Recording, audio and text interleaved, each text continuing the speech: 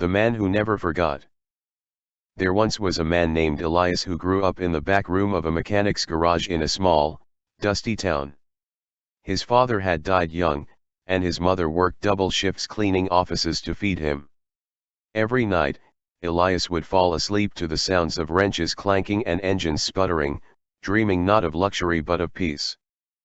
At 16, Elias dropped out of school to work full-time.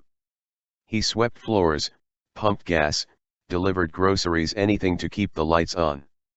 He never complained, but he always listened. When customers spoke, he paid attention. When older men offered advice, he wrote it down in a tattered notebook. At 22, with no degree and barely a few $100s, Elias started a mobile repair service with a rusty van and borrowed tools.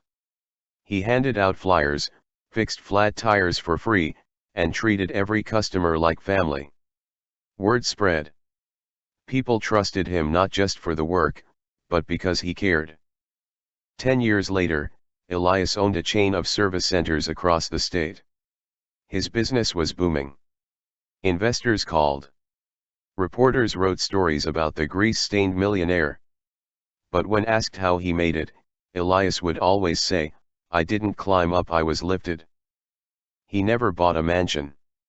He still drove his old van sometimes. And every Christmas, he gave out free oil changes, no questions asked. He hired folks who needed second chances, ex-cons, high school dropouts, single parents, because he knew what it felt like to be overlooked. When asked why he stayed so grounded, Elias would just smile and say, "You don't forget the nights you went to bed hungry. And you don't forget the hands that fed you." He taught his kids the same: work hard, stay kind, and never let success make you smaller inside. Elias died a wealthy man. But when the town built a statue in his honor, they didn't write entrepreneur or CEO on it. They wrote, simply, he remembered where he came from.